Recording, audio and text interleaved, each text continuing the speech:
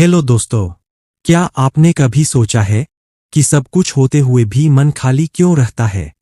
Phone हाथ में है, मनोरंजन हर समय मौजूद है, फिर भी फोकस नहीं, मोटिवेशन नहीं और खुद से नाराजगी अलग। अगर आप दिन भर मोबाइल चलाते हैं लेकिन जिंदगी आगे नहीं बढ़ रही, अगर आसान सुख छोड़ना मुश्किल लगता है, तो समस्या आप नहीं है, समस्या है आपका डोपामिन। आज की दुनिया हमें बिना मेहनत के खुशी देती है और यही धीरे धीरे हमें कमजोर बना देती है।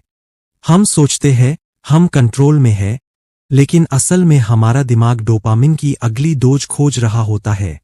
आज के इस वीडियो में हम थिबॉट म्यूराइस की किताब डोपामाइन डिटॉक्स के जरिए समझेंगे कि डोपामिन क्या है, यह हमें कैसे फंसाता है और सबसे जरूरी, इस जाल से बाहर कैसे निकला जाए।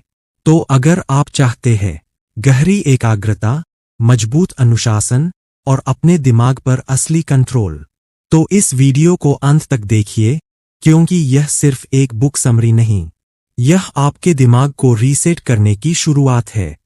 तो चलिए शुरू करते हैं। Dopamine detox. अध्याय 1। डोपामिन क्या है? जब भी हम डोपामिन शब्द सुनते हैं तो अक्सर लोग इसे खुशी का हार्मोन समझ लेते हैं, लेकिन इस किताब के पहले अध्याय में लेखक इस धारणा को तोड़ते हैं। डोपामिन वास्तव में खुशी नहीं देता, बल्कि यह पुरस्कार की चाहत पैदा करता है। यह आपके दिमाग में उस समय निकलता है जब आप कुछ अच्छा होने की उम्मीद करते हैं। उदाहरण के लिए, जब आप किसी रेस्टोरेंट के बाहर खाने की खुशबू सूंघते हैं, तो वह डोपामिन ही है जो आपको अंदर जाने के लिए प्रेरित करता है। यह हमें यह नहीं बताता कि खाना कैसा होगा, बल्कि यह हमें उसे पाने के लिए उकसाता है। सरल शब्दों में, डोपामिन हमें काम करने के लिए प्रेरित करने वाला मोटिवेशनल इंजन है। कहानी के अगले हिस्से में हम जानते हैं कि डोपामिन हमारे विकास के लिए कितना जरूरी था। आदिमानव के समय में जब भोजन मिलना कठिन था, तो डोपामिन ही उन्हें शिकार करने या फल इकट्ठा करने के लिए प्रेरित करता था। लेकिन आज की दुनिया बदल चुकी है। आज हमारे पास वही पुराना दिमाग है, लेकिन संसाधन असीमित है। अब डोपामिन भोजन के बजाय सोशल मीडिया के लाइक्स, अनलिमिटेड वीडियो और ऑनलाइन गेमिंग से निकलता है। समस्या यह है कि आधुनिक तकनीक ने हमारे इस प्राकृतिक तंत्र को हाईजैक कर लिया है, जिससे हम असली उपलब्धियों जैसे पढ़ना, सीखना, फोकस करने के बजाय बेकार के नकली और आसान रिवॉर्ड्स के पीछे भागने लगे हैं। इस अध्याय में यह भी बताया गया है कि डोपामिन का असली खतरा यह नहीं कि यह बुरा है, बल्कि यह कि ज्यादा डोपामिन हमें असंतुलित बना देता है।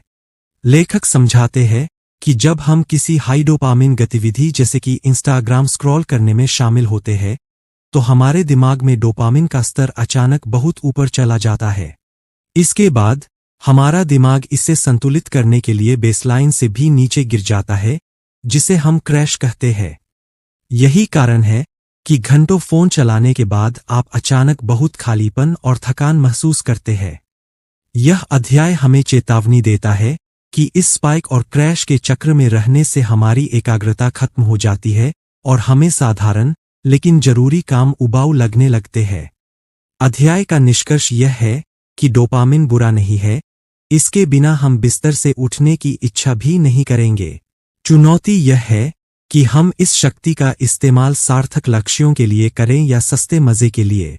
जब आप यह समझ जाते हैं कि डोपामिन कैसे काम करता है, तो आप यह पहचानना शुरू कर देते हैं कि कब आपका दिमाग आपको धोखा दे रहा है।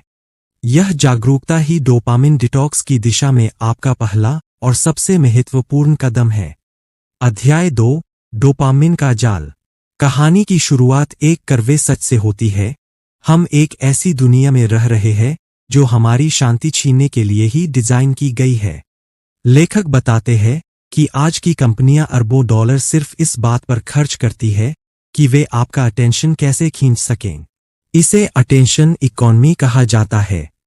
हर नोटिफिकेशन की आवाज, हर लाल रंग का आइकन और हर पुल टू रिफ्रेश फीचर आपके दिमाग में डोपामिन का एक छोटा सा विस्फोट करने के लिए बनाया गया है। यह अध्याय हमें दिखाता है कि हम अनजाने में ही एक ऐसी दौर का हिस्सा बन गए हैं जहां हम खुद को अपडेटेड रखने के चक्कर में अपनी मानसिक ऊर्जा खो रहे हैं। अध्याय का दूसरा हिस्सा हमें उत्तेजना के अतिरेक के बारे में समझाता है। पहले के समय में मनोरंजन सीमित था, लेकिन आज हमारे पास अपनी उंगलियों पर असीमित विकल्प है। समस्या यह है कि जब विकल्प बहुत अधिक होते हैं, तो हमारा दिमाग सबसे कम मेहनत वाला रास्ता चुनता है। हम गहरी सोच या रचनात्मक कार्यों के बजाय उन चीजों को चुनते हैं जो हमें तुरंत और बिना मेहनत के डोपामिन देती है। लेखक चेतावनी देते हैं कि यह अति उत्तेजना हमारे दिमाग को सुन कर देती है, जिससे हम असली जीवन के साधारण लेकिन सुखद क्षणों का आनंद नहीं ले पाते। यहाँ लेखक तुरंत संतुष्टि और विलंबित संतुष्टि के बीच के संघर्ष को समझाते हैं। डोपामिन का जाल हमें हमेशा अभी की खुशी के पीछे भागने पर मजबूर करता है। जब भी आप किसी कठिन काम जैसे पढ़ाई या प्रोजेक्ट का सामना करते हैं, आपका दिमाग तनाव महसूस करता है और उस तनाव से बचने के लिए वह आपको फोन उठाने या यूट्यूब चलाने के लिए उकसाता है। यह एक सुरक्षा तंत्र की तरह काम करता है जो आपको वर्तमान में राहत तो देता है, लेकिन भविष्य में आपके बड़े लक्ष्यों को बर्बाद कर देता है। अध्याय का निष्कर्ष यह है कि इस जाल से बाहर निकलने का पहला कदम इसे पहचानना है। जब आप यह समझ जाते हैं कि ऐप डेवलपर्स और विज्ञापनदाता आपके दिमाग की कमियों का फायदा उठा रहे हैं, तो आप एक उपभोक्ता के बजाय एक ऑब्जर्वर बन जाते हैं। निक ट्रेंटन और थिबॉट म्यूरिस दोनों का संदेश यही है, अपनी बोरियत को फिर से अपनाएं। जब आप बिना किसी उत्तेजना के खाली बैठने का साहस जुटाते हैं, तभी आप इस डोपामिन के जाल को तोड़ना शुरू करते हैं। अध्याय 3, आपकी सहनशीलता का स्तर। कहानी की शुरुआत एक सरल उदाहरण से होती है। क्या आपको याद है जब आपने पहली बार कोई वीडियो गेम खेला था या सोशल मीडिया का इस्तेमाल किया था? तब थोड़े से समय में ही आपको बहुत मजा आता था, लेकिन आज शायद आप घंटों फोन चलाने के बाद भी वही उत्साह महसूस नहीं करते। लेखक इसे डोपामिन टॉलरेंस कहते हैं। जैसे जैसे हम अपने दिमाग को बार बार तेज डोपामिन के झटके देते हैं, हमारा दिमाग खुद को बचाने के लिए सुन्न होने लगता है। अब आपको उतना ही मजा पाने के लिए और भी ज्यादा उत्तेजना, और भी ज्यादा वीडियो और भी ज्यादा समय की जरूरत पड़ती है। अध्याय का दूसरा हिस्सा हमें समझाता है कि हमारी बेसलाइन अर्थात सामान्य स्थिति कैसे बदल जाती है। जब हम हाई डोपामिन गतिविधियां जैसे सोशल मीडिया, वीडियो गेम्स या तेज मनोरंजन आदि को अपनी आदत बना लेते हैं, तो हमारा दिमाग उन्हें ही सामान्य मानने लगता है।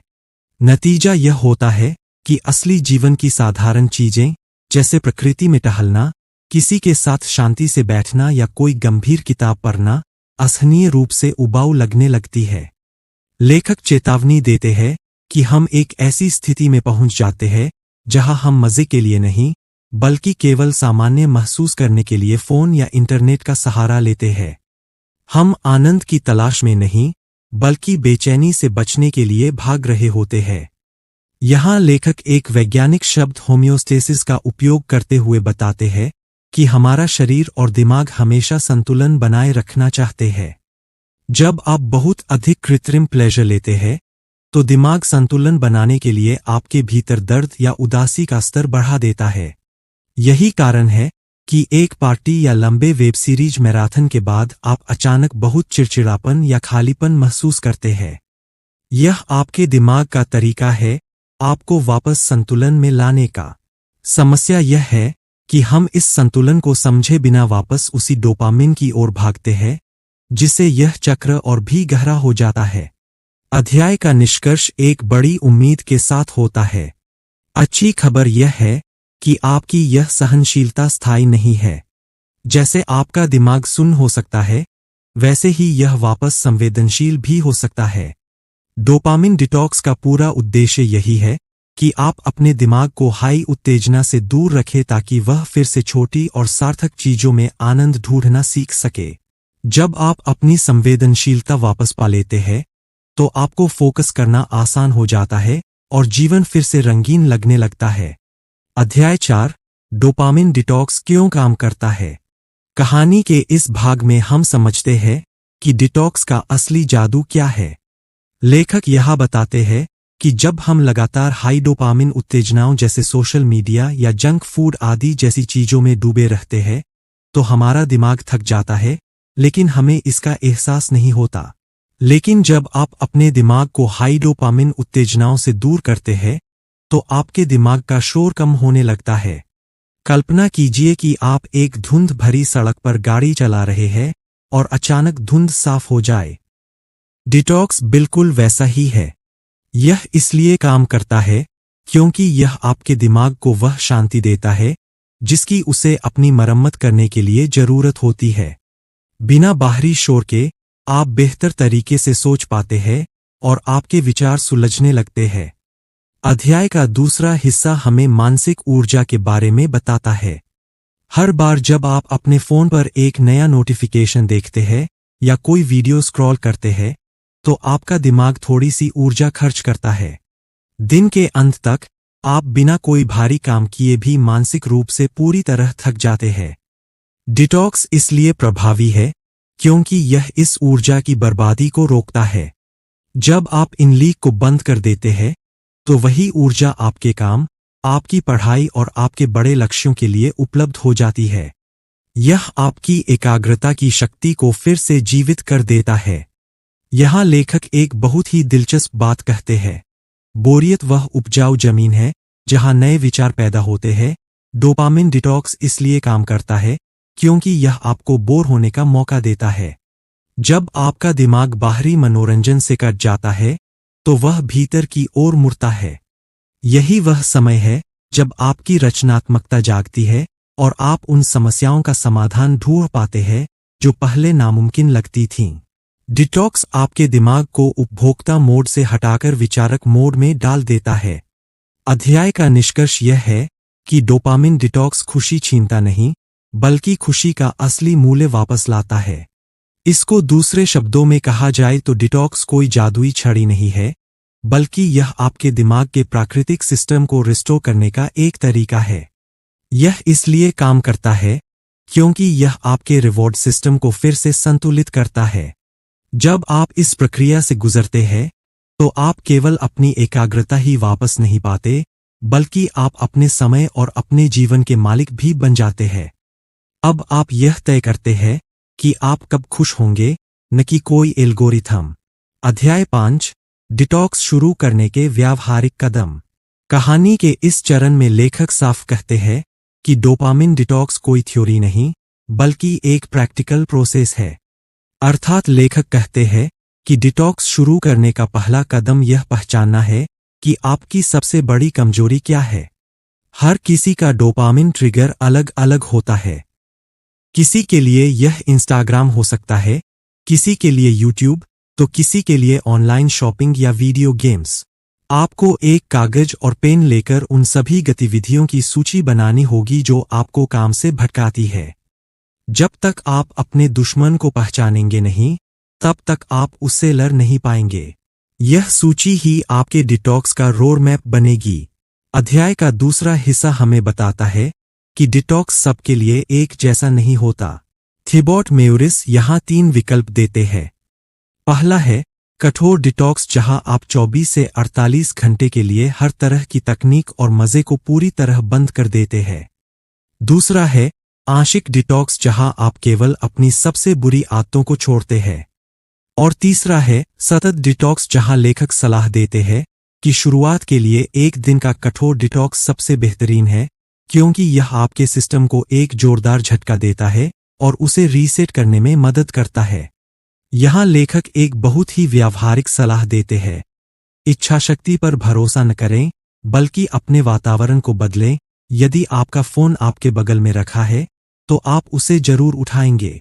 डिटॉक्स शुरू करने से पहले अपने फोन से सोशल मीडिया ऐप्स हटा दें, इंटरनेट बंद कर दें और अपने गैजेट्स को किसी दूसरे कमरे में या अलमारी में बंद कर दें। अपनी मेज पर केवल एक डायरी और पेन रखें।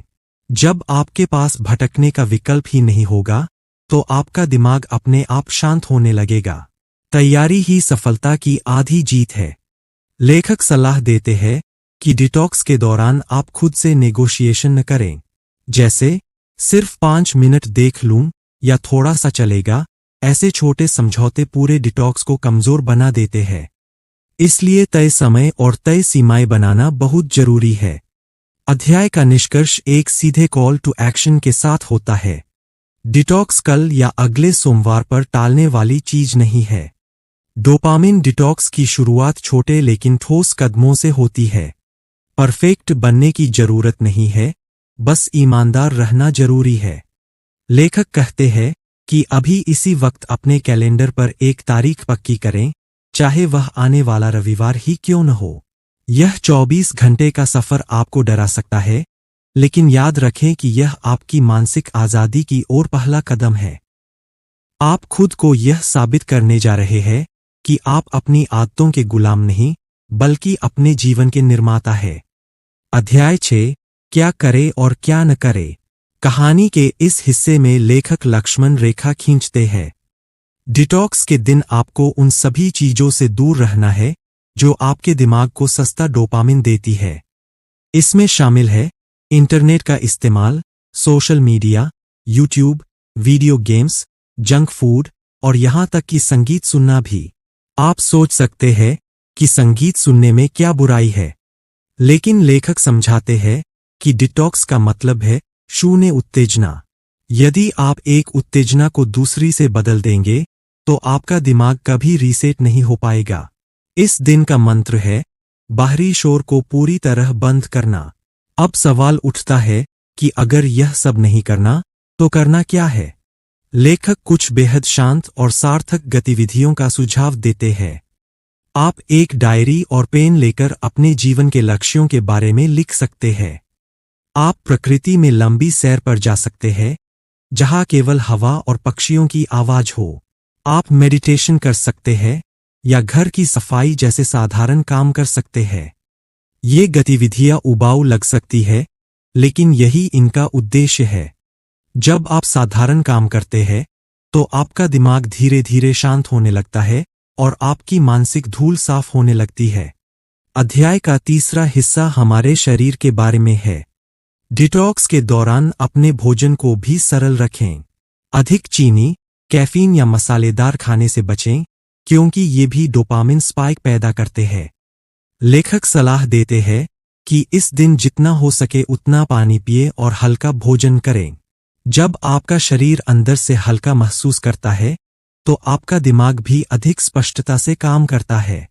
यह दिन केवल डिजिटल उपवास नहीं है, बल्कि यह आपकी इंद्रियों को आराम देने का एक संपूर्ण अभ्यास है। अध्याय का निष्कर्ष हमें एक बहुत बड़ी सीख देता है। डिटॉक्स के दौरान एक समय ऐसा आएगा जब आप बुरी तरह बोर होंगे और आपका मन करेगा कि बस एक बार फोन देख लूं। लेखक कहते हैं कि यही वह क्षण है जहां असली बदलाव होता है। उस बोरियत से भागे नहीं, बल्कि उसमें बैठें। जब आप बोरियत को स्वीकार कर लेते हैं तो आपकी तड़प कम होने लगती है। इस दिन का अंत होते होते आप पाएंगे कि आप पहले से कहीं अधिक शांत, केंद्रित और खुद के करीब महसूस कर रहे हैं। यही शांति आपकी सबसे बड़ी जीत है। अध्याय 7, बोरियत का सामना कैसे करें। कहानी के इस पड़ाव पर हम एक कड़वे सच का सामना करते हैं। आधुनिक इंसान के लिए कुछ न करना दुनिया का सबसे कठिन काम बन गया है। लेखक बताते हैं कि जैसे ही हम बोर होते हैं, हमारा हाथ अपने आप फोन की ओर चला जाता है। हम अपनी बोरियत से डरते हैं, क्योंकि खाली समय में हमारे दबे हुए विचार, चिंताएं और डर सामने आने लगते हैं। यह अध्याय हमें समझाता है कि बोरियत वास्तव में कोई दुश्मन नहीं है, बल्कि यह एक संकेत है कि आपका दिमाग बहुत लंबे समय से ओवरलोड रहा है। इस डर को पहचानना ही इसे जीतने का पहला कदम है। अध्याय का दूसरा हिस्सा हमें बोरियत का एक नया नजरिया देता है। थिबॉट मेयोरिस कहते हैं कि जब आप बाहरी उत्तेजनाओं को बंद कर देते हैं और उस खालीपन को महसूस करते हैं, तभी आपका दिमाग सर्वाइवल मोड से निकलकर क्रिएटिव मोड में जाता है। जब आप बोर होते हैं तो आपका दिमाग खुद को बहलाने के लिए नए विचार बुनना शुरू करता है। आपने गौर किया होगा कि सबसे अच्छे विचार अक्सर नहाते समय या टहलते समय ही क्यों आते हैं, क्योंकि उस वक्त आप किसी स्क्रीन से नहीं चिपके होते। बोरियत वह उपजाऊ मिट्टी है जिसमें बड़े बड़े विजन और सपनों के बीज उपजते हैं। यहाँ लेखक एक बहुत ही सरल लेकिन शक्तिशाली तकनीक बताते हैं, सजगता या माइंडफुलनेस। जब बोरियत आपको सताने लगे और आप बेचैन होने लगे, तो बस अपनी सांसों पर ध्यान दें या अपने आसपास की आवाजों को सुनें। इस बेचैनी को रोकने की कोशिश न करें, बस इसे एक दर्शक की तरह देखें। लेखक समझाते हैं कि बोरियत केवल तब तक तकलीफदेह होती है जब तक आप उससे लड़ते हैं। जैसे ही आप इसे स्वीकार कर लेते हैं कि हाँ, मैं अभी बोर हो रहा हूं और यह ठीक है, वैसे ही आपकी छटपटाहट कम होने लगती है और आप वर्तमान क्षण में स्थिर हो जाते हैं। अर्थात बोरियत दुश्मन नहीं, बल्कि डोपामिन डिटॉक्स का दरवाजा है।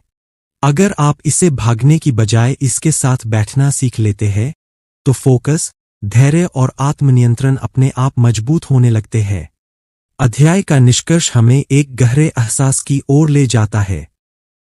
जो व्यक्ति बोरियत को सहना सीख जाता है, वह दुनिया का सबसे शक्तिशाली व्यक्ति बन जाता है, क्योंकि अब उसे नियंत्रित करना किसी ऐप या एल्गोरिथम के बस में नहीं है।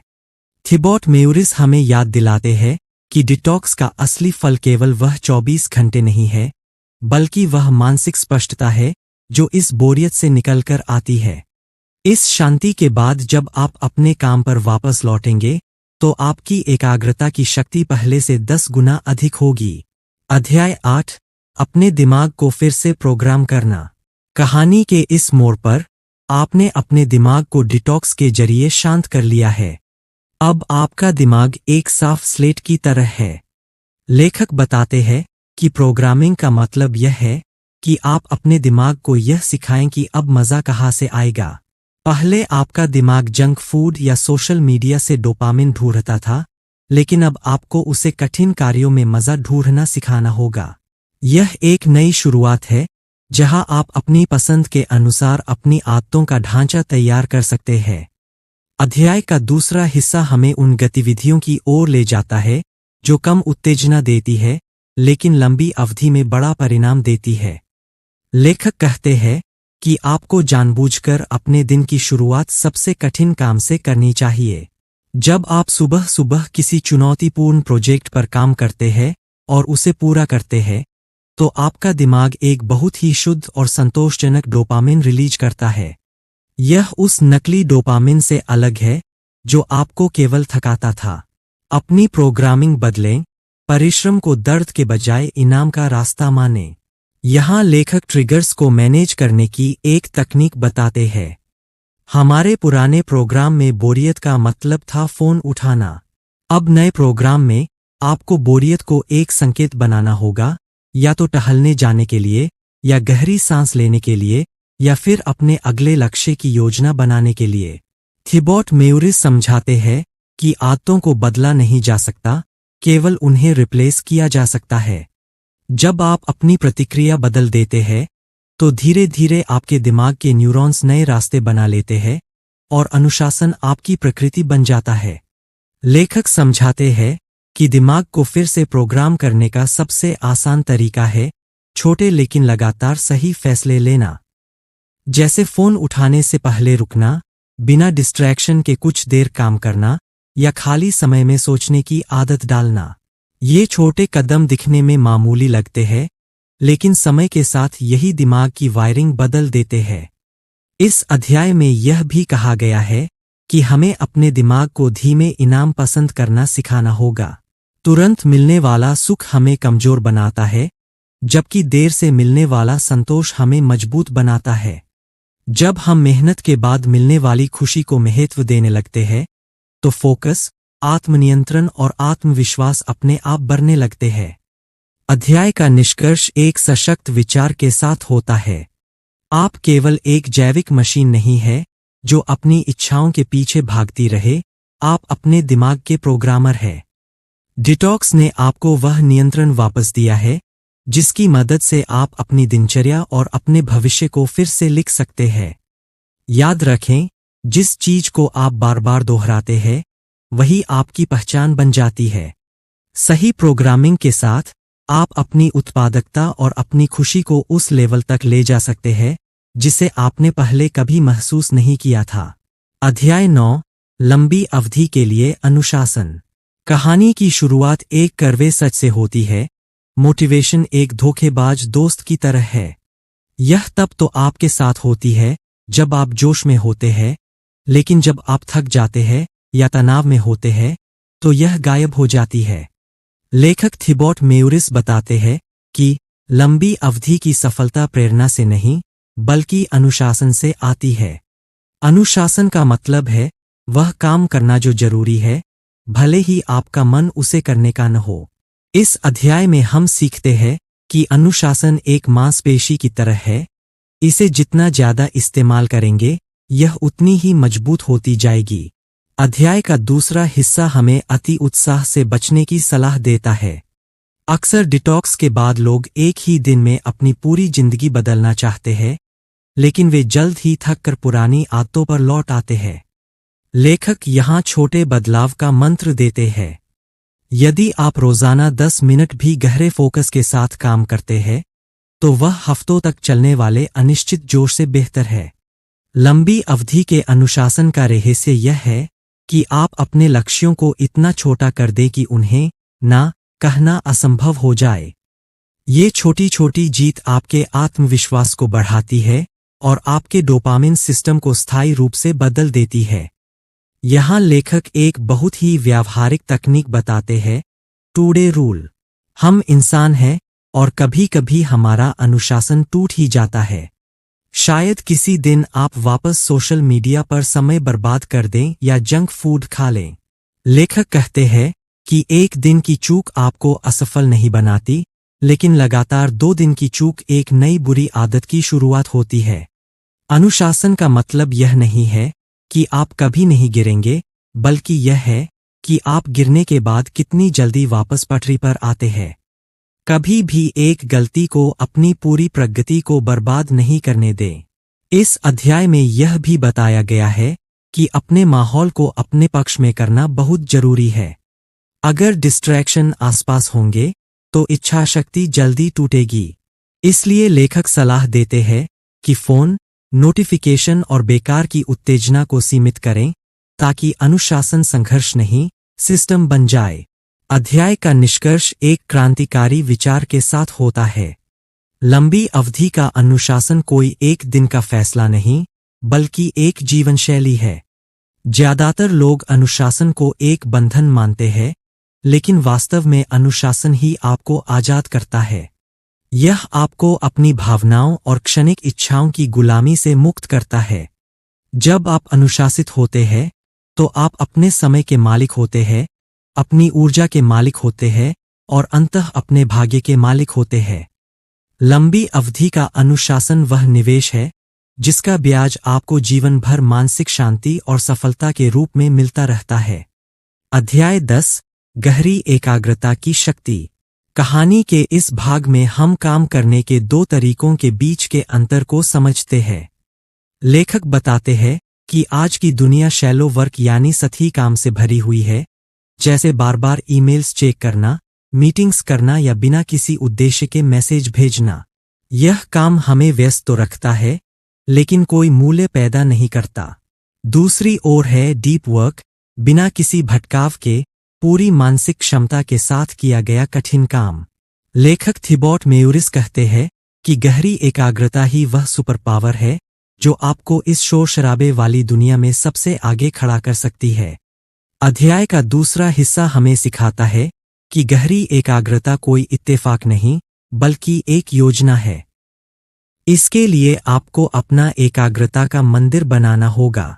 इसका मतलब है एक निश्चित समय और एक निश्चित स्थान जहां कोई आपको परेशान न कर सके। अपने फोन को डू नॉट डिस्टर्ब मोड पर डालें, इंटरनेट बंद करें और अपने आसपास के लोगों को बता दें कि आप उपलब्ध नहीं है। लेखक समझाते हैं कि हमारे दिमाग को गहरे फोकस में जाने के लिए कम से कम 15 से 20 मिनट का समय लगता है। यदि आप हर 5 मिनट में फोन देखते हैं तो आप कभी भी डीप वर्क की स्थिति में पहुंच ही नहीं पाएंगे। यहाँ लेखक एक बहुत महत्वपूर्ण सिद्धांत बताते हैं, हमारी गहरी एकाग्रता की शक्ति सीमित होती है। गहरी एकाग्रता का मतलब है एक समय में सिर्फ एक काम, बिना जल्दी, बिना भटके। आज की दुनिया में यह दुर्लभ हो चुकी है लेकिन यही वह शक्ति है जो साधारण इंसान को असाधारण परिणाम दिलाती है। आप पूरे दिन डीप वर्क नहीं कर सकते, इसलिए अपने दिन के सबसे चुनौतीपूर्ण और महत्वपूर्ण काम को उस समय के लिए रखें जब आपकी मानसिक ऊर्जा सबसे अधिक हो, आमतौर पर सुबह के समय। जब आप अपने डोपामिन को बचाकर रखते हैं और उसे अपने सबसे बड़े लक्ष्य पर केंद्रित करते हैं, तो आप 2 घंटे में उतना काम कर सकते हैं जितना दूसरे लोग पूरे हफ्ते में नहीं कर पाते। लेखक समझाते हैं कि डोपामिन डिटॉक्स के बाद दिमाग पहली बार शांत और स्थिर महसूस करता है। जब हम बार बार डिस्ट्रैक्ट नहीं होते, तो दिमाग को किसी काम में डूबने का मौका मिलता है। इसी स्थिति में सीखने की गति बढ़ती है, काम की गुणवत्ता बेहतर होती है और समय का एहसास भी बदल जाता है। यह अध्याय हमें सिखाता है कि कम समय में ज्यादा और बेहतर काम कैसे किया जाए। अध्याय का निष्कर्ष एक शक्तिशाली संदेश के साथ होता है। आधुनिक युग में, जहां हर कोई डिस्ट्रैक्टेड है, वहां एकाग्र होने की क्षमता ही आपकी सबसे बड़ी संपत्ति है।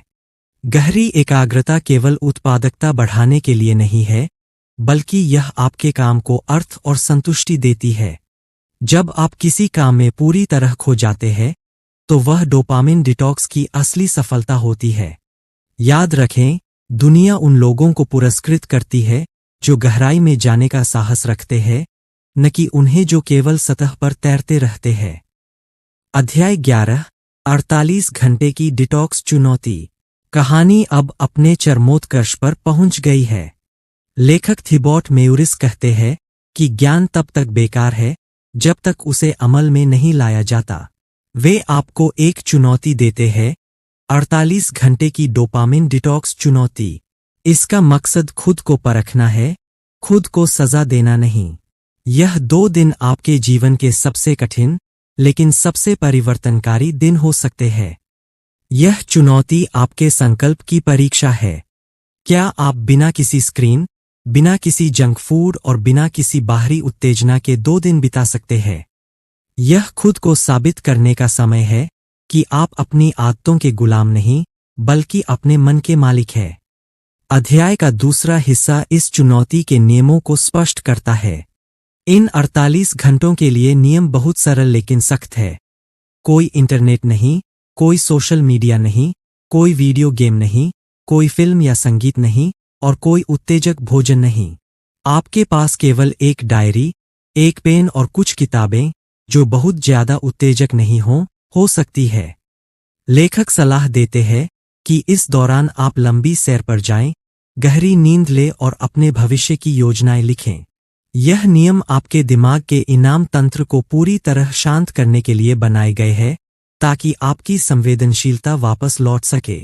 यहाँ लेखक हमें मानसिक रूप से तैयार करते हैं कि इन 2 दिनों में क्या महसूस होगा। पहले 24 घंटों में आपका दिमाग बुरी तरह विरोध करेगा। आप बेचैनी, चिड़चिड़ापन और बार बार फोन छूने की तीव्र इच्छा महसूस करेंगे। इसे विथड्रॉल सिम्पटम्स कहते हैं। लेकिन जैसे ही आप दूसरे दिन में प्रवेश करेंगे, एक चमत्कारिक बदलाव होगा। आपकी बेचैनी कम होने लगेगी और उसकी जगह एक गहरी शांति और स्पष्टता ले लेगी। आपको ऐसा महसूस होगा जैसे आपके दिमाग से कोई भारी बोझ उतर गया है। यही वह क्षण है जब आपका डोपामिन सिस्टम फिर से रीसेट होना शुरू होता है। अध्याय का निष्कर्ष एक शक्तिशाली वादे के साथ होता है। 48 घंटे बाद जब आप वापस अपनी सामान्य दुनिया में लौटेंगे, तो आप वही व्यक्ति नहीं होंगे जो चुनौती शुरू करने से पहले थे। आपकी चीजों को देखने की दृष्टि बदल चुकी होगी। आप पाएंगे कि अब आप काम पर बेहतर ध्यान लगा पा रहे हैं और छोटी छोटी चीजों में भी आपको आनंद मिल रहा है। लेखक कहते हैं कि यह चुनौती केवल एक शुरुआत है। यह आपको वह आत्मविश्वास देती है कि आप जब चाहे अपनी जिंदगी का नियंत्रण वापस ले सकते हैं। क्या आप इस चुनौती को स्वीकार करने के लिए तैयार हैं? अध्याय 12, निष्कर्ष, एक नई शुरुआत। कहानी के अंत में हम पीछे मुड़कर देखते हैं कि हमने क्या सीखा। लेखक थिबॉट मेयूरिस हमें याद दिलाते हैं कि डोपामिन डिटॉक्स का अर्थ तकनीक या आधुनिकता को त्यागना नहीं है, बल्कि उनके साथ अपने संबंधों को फिर से परिभाषित करना है। हमने समझा कि डोपामिन कैसे हमें इच्छा के जाल में फंसाता है और कैसे डिटॉक्स के जरिए हम अपनी मानसिक स्पष्टता वापस पा सकते हैं। यह पुस्तक हमें एक ऐसी दुनिया से बाहर निकालती है जहां हम केवल प्रतिक्रिया कर रहे थे और हमें एक ऐसी दुनिया में लाती है जहां हम निर्माण कर सकते हैं। निष्कर्ष का दूसरा भाग एक महत्वपूर्ण सत्य को उजागर करता है। डोपामिन पर नियंत्रण कोई एक दिन की घटना नहीं है, बल्कि यह एक जीवन भर चलने वाला अभ्यास है। लेखक समझाते हैं कि आधुनिक दुनिया का आकर्षण इतना शक्तिशाली है कि हम बार बार इसमें फिसल सकते हैं। इसलिए हमें समय समय पर छोटे डिटॉक्स करते रहने चाहिए, चाहे वह हर सुबह के पहले 2 घंटे फोन से दूरी बनाना हो या हर हफ्ते 1 दिन का डिजिटल उपवास। ये छोटे कदम ही आपको लंबे समय तक केंद्रित और खुश रखेंगे। अनुशासन ही वह ढाल है जो आपके दिमाग को फिर से गुलाम होने से बचाएगी। लेखक इस अध्याय में असली खुशी का पता बताते हैं। वे कहते हैं कि स्थायी संतोष सस्ते डोपामिन के स्पाइक्स में नहीं, बल्कि अपने लक्ष्यों की दिशा में काम करने, गहरे संबंध बनाने और वर्तमान क्षण में जीने में मिलता है। जब आप अपने डोपामिन सिस्टम को डिटॉक्स कर लेते हैं, तो आप उन चीजों का आनंद लेना शुरू कर देते हैं जो वास्तव में मायने रखती है। अब आप अपने अटेंशन के मालिक हैं, और जहां आपका ध्यान जाता है, वहीं आपका जीवन विकसित होता है। डिटॉक्स ने आपको वह मौन दिया है जिसमें आप अपनी आत्मा की आवाज सुन सकते हैं। अध्याय और पुस्तक का समापन एक प्रेरणादायक आह्वान के साथ होता है। थिबॉट मेयूरिस कहते हैं कि आपके पास अब वह सारे हथियार और ज्ञान है जिनकी मदद से आप अपने जीवन को बदल सकते हैं। लेकिन ज्ञान केवल एक बीज है, उसे क्रिया के पानी की जरूरत होती है। यह ऑडियोबुक खत्म होने के बाद आपका असली सफर शुरू होता है। खुद पर विश्वास रखें, बोरियत का स्वागत करें और हर दिन अपने भविष्य के लिए सही चुनाव करें। याद रखें, आप अपनी आदतों के परिणाम हैं। आज ही अपनी आदतों को बेहतर बनाएं और एक महान जीवन की नींव रखें। तो दोस्तों, अब हम इस पुस्तक के अंत तक पहुंच चुके हैं, लेकिन असल में यह अंत नहीं, एक नई शुरुआत है। डोपामिन डिटॉक्स ने हमें यह सिखाया कि हमारा दिमाग हमारा दुश्मन नहीं है, उसे बस गलत आदतों ने भटका दिया था। जब हम जागरूक होते हैं, तभी असली बदलाव शुरू होता है। याद रखिए, यह सफर परफेक्ट बनने का नहीं है, बल्कि हर दिन थोड़ा बेहतर बनने का है। कभी आप फिसलेंगे, कभी मन भटकेगा, और यह बिल्कुल सामान्य है। फर्क सिर्फ इतना है कि अब आप जानते हैं कि आपको किस रास्ते पर वापस आना है। अगर इस सीरीज का कोई भी हिस्सा आपको सोचने पर मजबूर कर पाया, तो इसे यहीं खत्म मत होने दीजिए। आज से ही छोटी छोटी चीजों से शुरुआत करें। फोन से दूरी, फोकस के लिए समय और अपने मन की आवाज सुनना। और अगर आपको ऐसी किताबों की समरी पसंद आती है जो सिर्फ जानकारी नहीं बल्कि जिंदगी बदलने की सोच देती है, तो बुक टू ब्रेन को सब्सक्राइब करना न भूलें। वीडियो को लाइक करें, शेयर करें और कमेंट में जरूर बताएं कि इस ऑडियो बुक से आपको सबसे बड़ी सीख क्या मिली। मिलते हैं अगली किताब के साथ। तब तक याद रखिए, आप अपने दिमाग के मालिक हैं, गुलाम नहीं। धन्यवाद।